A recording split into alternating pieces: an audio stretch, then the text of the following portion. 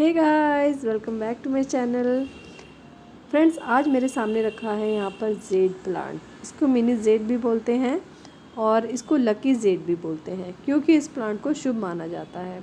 ये प्लांट बहुत ही खूबसूरत है। इसकी छोटी छोटी लीव्स बहुत खूबसूरत लगती हैं। साथ ही साथ आप इससे चाहे तो टोपियारी बनाएं, चाहे तो बोनसाई बनाएं। सस्ता सा मिलने वाला ये प्लांट जब टोपियारी या बोनसाई में कन्वर्ट हो जाता है तो इसकी कीमत हज़ारों में पहुंच जाती है। आप इसे नर्सरी में लेने जाएंगे तो पॉली बैग में लगा हुआ ये प्लांट आपको 40 से 50 रुपए के बीच में मिल जाएगा। लेकिन एक बार आप इसकी अच्छी सी केयर करें, इसको अच्छी सी शेप दें तो इसकी कीमत आप हज़ारों तक पहुंचा सकते हैं। तो ये तो बात हुई इसकी कीमत के बारे में। आज हम बात करेंगे इसके ऊपर होने वाली प्रॉब्लम्स की और उन प्रॉब्लम्स को हम कैसे सॉल्व करें इस बारे में। तो अभी गया है रेनी सीज़न और इस वाले प्लांट को बहुत ज़्यादा पानी पसंद नहीं है। अगर आपके प्लांट रेनी सीज़न में रखे रहे हैं पूरा टाइम तक तो हो सकता है उनमें रूट रॉट हो गई हो, फंगल इन्फेक्शन हो गया हो, जिसके कारण इसकी जो लीव्स है येलो होकर गिरना स्टार्ट हो गई हो। लेकिन इन सभी चीज़ों का सोल्यूशन आज की वीडियो में है। अगर आप चाहते हैं तो पूरी वीडियो देखिए, स्किप बिल्कुल मत करना। छोटी छोटी बातों पे आज हम इसके छोटे छोटे पॉइंट्स पर आज हम इसके डिस्कस करने वाले हैं। हर एक प्रॉब्लम को आज हम इसकी सॉल्व करने वाले हैं।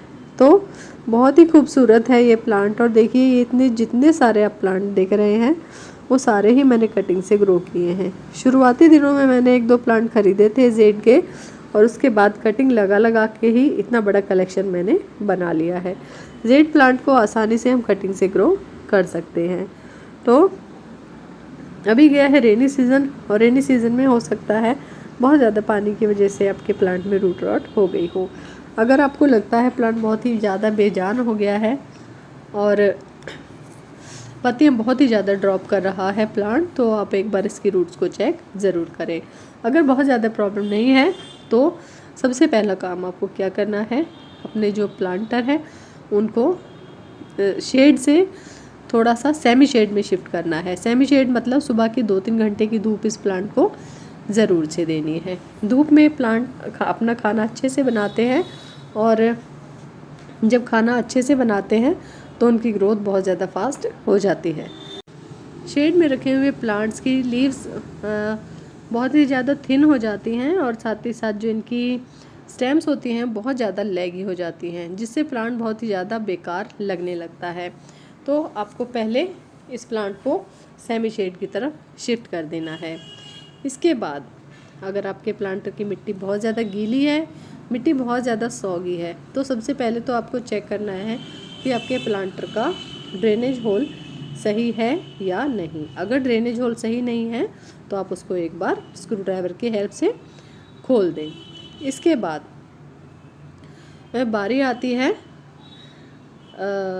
मिट्टी को थोड़ा सा ड्राई करने की। अगर आपने अपने प्लांट को सेमी शेड में शिफ्ट कर दिया है तो उसकी आप अच्छे से गुड़ाई कर दें और 2-3 दिन में आपके जो प्लांटर की मिट्टी है वो थोड़ा सा ड्राई होना स्टार्ट हो जाएगी। आपको वाटरिंग तब तक नहीं करनी है जब तक उसकी मिट्टी थोड़ी भुरभुरी नहीं हो जाती है। सौगी मिट्टी आपको नहीं रखनी है अपने प्लांटर की। मिट्टी सौगी होगी तो प्लांटर में रूट रॉट होने का खतरा बना रहेगा। उसके बाद अभी रेनी सीज़न गया है तो रेनी सीज़न में हमारे प्लांटर्स होते हैं उनमें वीड्स बहुत ज़्यादा ग्रो हो जाती है। और जो ये वीड होती है ये हमारे प्लांट्स के जो न्यूट्रिएंट्स होते हैं उनको एब्जॉर्ब करती रहती है और बहुत तेज़ी से बढ़ती रहती है, जिससे हमारे प्लांट तक न्यूट्रिएंट्स नहीं पहुंच पाते हैं। तो कोशिश करें अपने गमले में कभी भी वीड्स ना पनपने दें।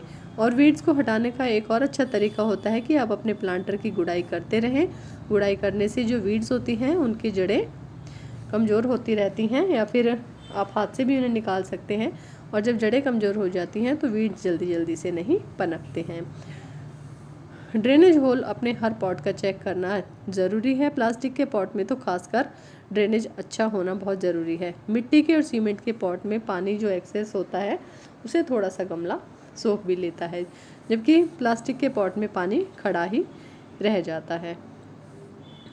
अच्छे तरीके से मिट्टी की गुड़ाई कर लेनी है अपने सभी पॉट्स में और कम से कम 15 दिन के अंतराल पर आपको अपने पॉट्स की गुड़ाई, जो मिट्टी की गुड़ाई है, उसको करते रहना है। इससे मिट्टी में एरिएशन बना रहता है, जो एयर होती है, ऑक्सीजन होती है, वो जड़ों तक पहुंचती रहती है। और हमारी जब प्लांट की जड़ें मजबूत होंगी तो हमारा प्लांट अच्छे से ग्रोथ भी करेगा, और क्योंकि जो रूट्स हैं वही सारा जो न्यूट्रिएंट्स होता है मिट्टी का वो प्लांट्स तक पहुंचाती है। उसके बाद जो हमारा प्लांट है उसकी हमें रेगुलर ट्रिमिंग करती रहनी होती है, चाहे आप सॉफ्ट प्रूनिंग करें चाहे पिंचिंग करें। सॉफ्ट प्रूनिंग होता है मतलब आधा इंच तक अपनी स्टेम को कट कर देना, और पिंचिंग होता है जब आप नाखून से प्लांटर की प्लांट की जो ऊपर की जो लीव्स होती हैं सॉफ्ट वाली, उनको आप कट कर दें, उसे पिंचिंग कहते हैं। तो जो जेड प्लांट्स होते हैं इनमें पूरे साल ही पिंचिंग करते रहनी पड़ती है। और अगर आपका बोनसाई है तो उसकी जो स्टेम है उसको हमेशा क्लियर रखना होता है। क्लियर स्टेम बोनसाई प्लांट की अच्छी लगती है। और ये देखिए यहाँ पे कुछ इस तरीके से छोटे छोटे जो स्टेम्स नई नई निकलती रहती हैं, जिनको आप टाइम टू टाइम रिमूव करते रहें तो प्लांट देखने में बहुत ज़्यादा खूबसूरत लगता है। जेड प्लांट की लेगी ब्रांचेस बिल्कुल भी अच्छी नहीं लगती है। अगर आप अपने प्लांट को बुश की तरह से ग्रो कर रहे हैं तो लेगी ब्रांचेस अच्छी लगती हैं। कुछ इस तरीके की मैंने यहाँ पे टोपियारीज भी बनाई हुई हैं डिफरेंट शेप की। और टोपियारी बनाने में फ्रेंड्स 1-2 महीने नहीं लगता है, कम से कम 1-2 साल का टाइम तो लग ही जाता है अगर अच्छी टोपियारी बनानी है तो। ये देखिए यहाँ पे 3 मैंने टोपियारी बनाई हुई हैं, और यहाँ पे एक छोटा सा मिट्टी का पॉट है जिसके अंदर मैंने स्पाइडर प्लांट लगाया हुआ है, इसकी थोड़ी सी लुक अच्छी देने के लिए। इसके बाद बात करते हैं हम अपने प्लांट के जो ग्रोथ रुक गई है उसको हमें फास्ट कैसे करना है। आज की वीडियो में मैं आपको 3 ऐसे फर्टिलाइज़र और कंपोस्ट बताने वाली हूँ जो कि आपके प्लांटर की जो ग्रोथ है उसको डबल कर देंगे। 4-5 दिन में ही आपके प्लांटर में जो है प्लांट्स में नई नई लीव्स आनी स्टार्ट हो जाएंगी और आपका प्लांट अच्छा ग्रोथ पकड़ लेगा। अभी चल रहा है सितंबर का मंथ, और ये मंथ होता है अपने प्लांट को अच्छी सी कंपोस्ट देने का। सबसे पहले अपने प्लांटर की गुड़ाई कर लेनी है, मिट्टी को थोड़ा सा हाथ से प्रेस करके बिल्कुल सॉफ्ट कर लेना है। और मेरे प्लांटर की मिट्टी आप देखिए कितनी सॉफ्ट है, क्योंकि मैं इसमें कोकोपीट यूज़ करती हूँ। अगर प्लांटर को ज़रूरत है कोकोपीट की, या फिर मैं बजरी ऐड करती हूँ। बजरी तो मैं अपने सभी प्लांटर्स में यूज़ करती हूँ। बजरी यूज़ करने से हमारे जो प्लांटर की मिट्टी है वो सॉफ्ट बनी रहती है। पहला फर्टिलाइज़र है बिल्कुल ही फ्री का, जो कि हमारे घरों में निकलता है रोज़, जिसे हम कचरा समझ के फेंक देते हैं। लेकिन मैं अपने घर में यूज़ की हुई चाय की पत्ती को कभी भी नहीं फेंकती हूँ, हमेशा उसे अच्छे से धो के और सुखाकर रख लेती हूँ, ताकि मैं अपने प्लांट्स को फ्री का खाद दे सकूँ। आप चाहें तो बिना यूज़ की हुई चाय पत्ती भी यूज़ कर सकते हैं, बस आपको ध्यान रखना होगा कि उसकी क्वांटिटी कम होगी, और जो यूज़ की हुई चाय पत्ती है इसकी क्वांटिटी आपको उससे डबल करनी होगी। मान लो अगर फ्रेश चाय पत्ती आप 1 चम्मच यूज़ करते हैं प्लांट में, तो यूज़ की हुई चाय पत्ती आपको 2 चम्मच यूज़ करनी है, और इसको आप हर 15 दिन में यूज़ कर सकते हैं। पॉट के हिसाब से आपको डालनी है, छोटा पॉट है तो कम डालनी है, और बड़ा पॉट है तो आप 2 से 3 चम्मच भी डाल सकते हैं। इसके अलावा अब मैं बताने वाली हूँ आपको एक दूसरा ऐसा कंपोस्ट जो कि आपके प्लांटर की जो रूट्स हैं उनको भी मजबूत करेगा, साथ ही साथ स्टेम्स को भी मजबूत करेगा। और अगर आपने अपने प्लांट की कटिंग ट्रिमिंग की है तो उसमें नई नई ब्रांचेस लाने में भी वो हेल्प करेगा, और प्लांट का स्टेम भी जो है बहुत खूबसूरत हो जाएगा। तो ये देखिए, ये है बोन मील।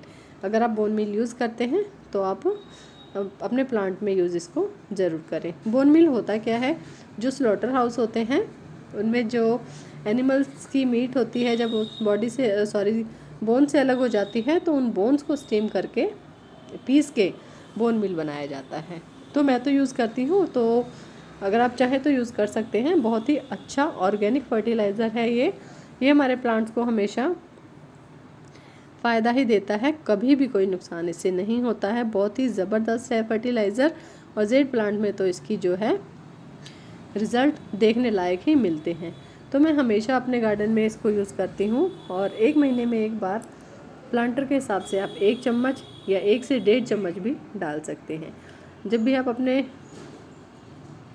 अब मैं एक यूज़ करने वाली हूँ केमिकल फर्टिलाइज़र, ये है DAP। और DAP जो होता है वो हमारे प्लांट्स की रूट्स को स्ट्रॉन्ग बनाता है, साथ ही साथ जो हमारा प्लांट है उसकी ग्रोथ भी फास्ट होती है। इसमें फास्फोरस बहुत ज़्यादा मात्रा में होता है जो कि हमारे प्लांट के लिए बहुत ही अच्छा है। अब देखते हैं इसे कितना यूज़ करना है और कैसे यूज़ करना है। अब क्योंकि ये केमिकल फर्टिलाइज़र है तो रूट से और स्टेम से इसको थोड़ा सा दूर करना है। बस कोने में आपको थोड़ा सा कैविटी बनाना है, उसमें 1-2 दाने हर एक कोने में डाल देने हैं।